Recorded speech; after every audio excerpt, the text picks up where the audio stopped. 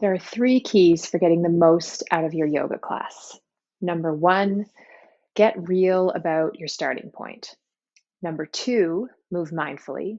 And number three, take the time to acknowledge and appreciate the results you've achieved from your practice. So today we're going to move through a short practice um, where I will outline these three keys. We'll move through these three stages of your practice so that you can see how it feels, see how it goes.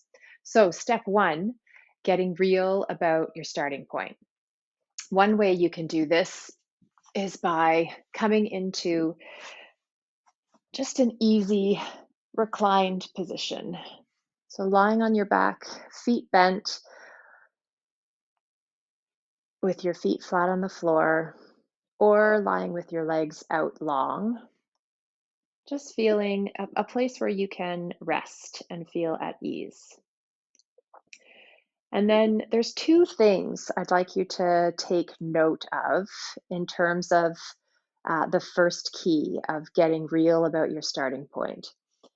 You want to notice how your breathing is, and you want to notice the physical sensations that your body has available for you. So, for your breathing, you can, if you just tune into the space above your hips and below your neck, so in your torso, and feel how this part of your body expands as you inhale and gently recoils, retracts on your exhale. Our torso needs to expand, create space to invite the inhale in. It basically creates our inhale. And in order for our exhale to happen, our torso needs to contract to gently usher the exhale up and out. So you can take a few breaths. They don't need to be super deep or big or long, just normal, easy breaths.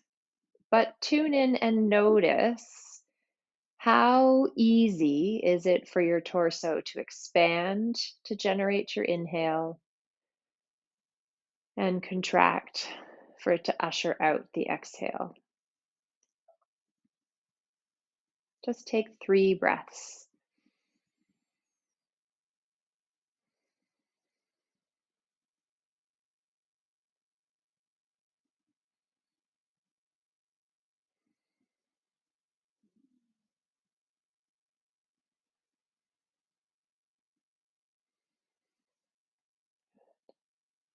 So, the second part of getting real about your starting point is to check in with the physical sensations in your body. So, after you've done your few breaths, just kind of scan through. I like to call it listening to my body and noticing, are there any places that are talking to me? So you can ask yourself as you just scan through from your toes all the way up to the top of your head, are there any places that are talking to you? Are there any places that maybe feel a little heavy or achy, maybe even painful? Are there any places that feel tight?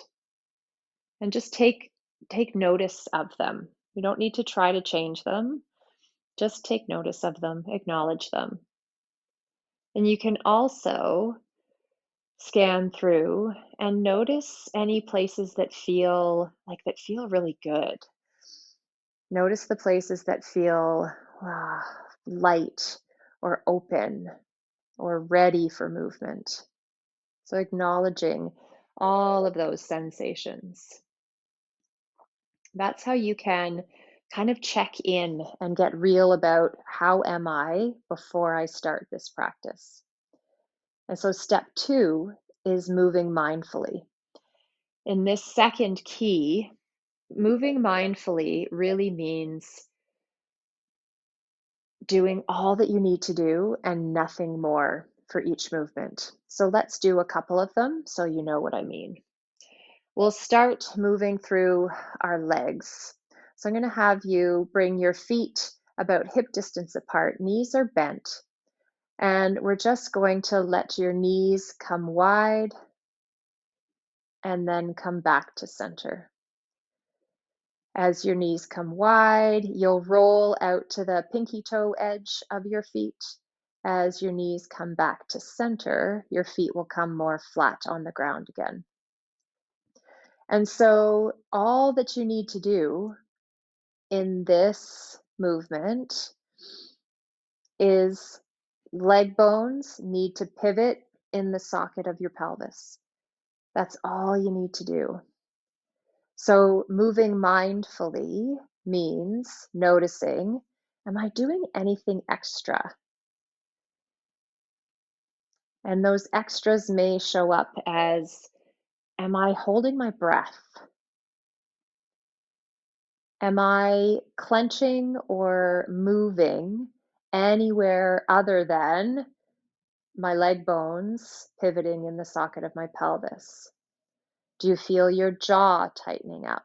Do you feel your neck tightening up? How about your abdomen? Do you feel the inside or outside of your calves getting involved? So if you feel any of these things, you can move mindfully by simply doing a little bit less of the leg bone in the socket of your pelvis movement. So maybe the movement gets a little bit smaller. And in this smaller range, I'm only moving leg bones in the socket of my pelvis. No more clenching, gripping, or moving anywhere else. Wonderful. So take a few moments to just play with this simple movement and see if you can simmer it down, simmer it down, simmer it down. Make it as small as it needs to be so that all you're doing is moving leg bones in the socket of your pelvis. And once you've found that lovely mindful movement, do a couple repetitions, whatever feels right for you.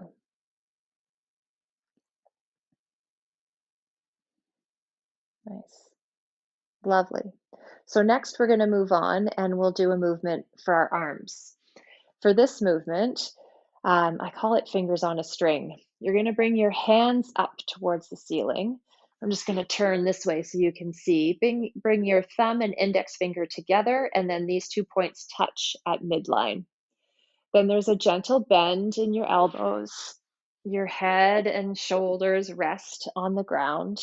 Your feet and hips rest on the ground. And the movement again is one of bringing your arms wide so that your elbows come down towards the floor, and then bringing your arms back together again so that your fingertips touch. So it's kind of like as you bring your arms wide, you're sliding your fingers out along the string and then resetting back to center. So again, moving mindfully means doing all that you need to do and nothing more. And we'll add in another part in this second movement, that moving mindfully means moving in a range that doesn't create any pain or clicking or clunking in your shoulders or anywhere for that matter. So here with this movement, all you need to do is move the arm bone in the socket of your shoulder blades so that your arms can move in and out. So check in again. Notice, is there any clenching through your jaw? Any holding of your breath? Do you feel any other parts other than the arm bone or the shoulder blade trying to kick in and help out with this. And if you feel any of those things, just make the movement a little bit smaller. Find the range that's like super easy and efficient. You're doing all that you need to do and nothing more. You also are finding the range, choosing to move in the range where it's not increasing any pain or creating any pain or discomfort. We want to practice easy, fluid, light movements. We don't want to practice tight, painful movements. And again, once you've found your sweet spot for this fingers on a string movement, do a couple repetitions in that mindful way. Okay. And then we're on to key point number 3, acknowledging the results you achieve. So for this, I really, really believe that these two simple movements that we've done, that simple, small movements can have big results, can have big effects on our systems, especially when we move mindfully. So be open to the possibility that those two movements, two mindful movements that we practiced, may have an impact on how you feel. That's what I'm talking about when I say acknowledge your results. So, in order to do that, you'll come back to the starting position, resting on your back, knees bent, feet flat on the floor, and check in once again with your breath.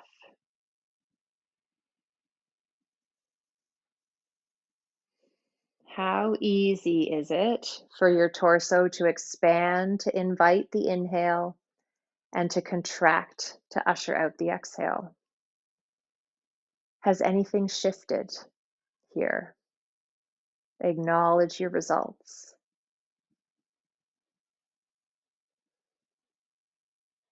And then also within this, do your toes up to your head, kind of scan, listening in to the physical sensations from your body. And notice, check back in with those places that spoke to you at the beginning and just see, are they still talking? And if they are they singing the same tune? Has their volume gone up or down? Are there new places that you can feel and appreciate? Checking in and acknowledging your results.